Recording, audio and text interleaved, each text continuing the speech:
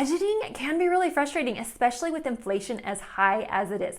So today I have 15 tips to help you stick to your budget. Hey there, I'm Brittany Flammer with videos here all about budgeting and money saving tips for you and your family. First of all, no matter what your budget is, you need to give yourself some fun money. Even if you are working hard to pay off debt, everyone needs some fun money. If you're married, you and your spouse should each get some. This is money you can blow on anything you like and no one can argue about it. For me, I like to spend my money on a lot of little things often, like might be flowers or maybe a new piece of clothing. For my husband, he saves it all up and then buys one big electronic item that I don't think we need, but it's his money so he can spend it however he wants and I don't say a thing. Schedule your payments. A lot of payments like utilities, credit cards, even subscriptions, you can choose the due date. You can set up when your bill will be paid.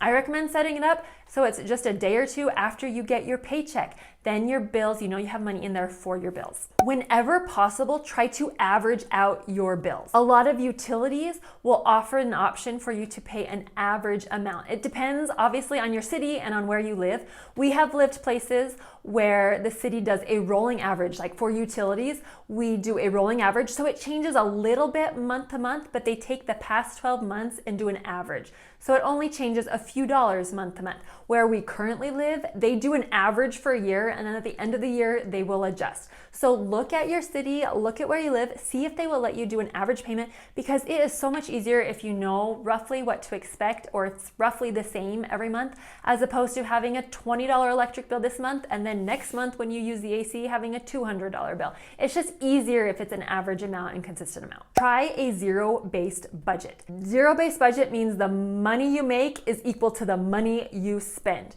So you are telling your money where to go. You are assigning it a job so you know exactly where your money is going to go. I have used one of these for the entire 16 years we have been married.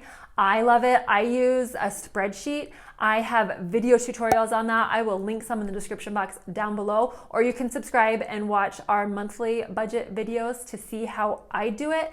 But I just love it because if grocery prices go up, I can increase the amount of our budget and then take it from somewhere else.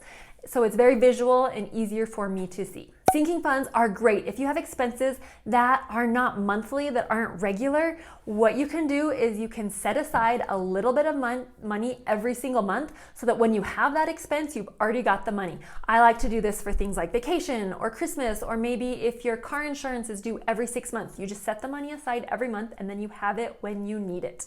You can use cash envelopes for this, or you can open up multiple savings accounts at your bank, or if you are interested in online savings, Ally has bucket feature where you open up one savings account and you can have up to 10 buckets for different categories.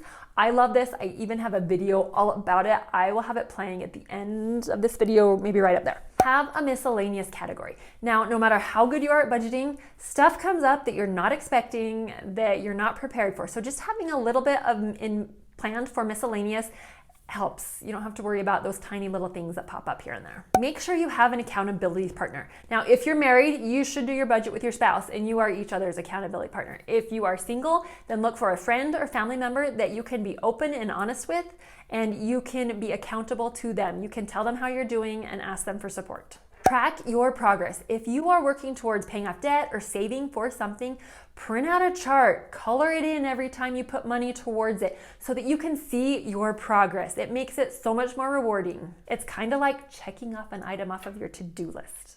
Sometimes I will do something that wasn't on my list and I will go right on my list just so I can check it off. If you've ever done that, let me know in the comments down below. It can be so helpful if you visualize your goals. Maybe you're saving up for a new car. So print out a picture of a car that you want, put it on your fridge or save it to the home screen on your phone so you see it regularly. That will remind you of why you're trying to stick to your budget for that goal. It will make you think twice before you buy something. You have got to have a why, a good reason. Viktor Frankl has a quote that essentially says, you can achieve any how as long as you have a good enough why. So you can make your budget work so long as you have a good enough reason. So whether it's because you are saving for a house or because you want to get out of debt, make sure you have a reason. And if you have a good reason, it's going to help you stick to your budget. When you're budgeting, start with your necessities first. Things like housing and food and electricity are important. So pay those bills first and then go to the bills that are more fun. And if you don't have enough money, you don't get to go out to eat. If you have enough money, then you get to. Give it time. It takes on average 90 days or 3 budgeting cycles to get it right, because there are a lot of random things that come up that aren't monthly. You get going, you think you got your budget, and then something comes and messes it all up. It happens to everyone, so give it time. Know that it won't be perfect the first time. Try to create a buffer. In your checking account, try to have a little bit of a cushion in case something comes up, you have an unexpected expense, then you are okay. It's not going to ruin you. Currently, we personally like to have at least $1,000 in our checking account to cover our expenses. When we made less money and had less expenses, it was less than that. But just having a cushion of some sort gives you confidence. You know there's money to pay your bills. Quit comparing. It doesn't matter what your next door neighbor or your friends on Instagram are doing or where they're going on vacation. You are trying to reach your goals, so don't compare. Comparison is a thief of all joy. So focus on you and your goals. Give yourself grace.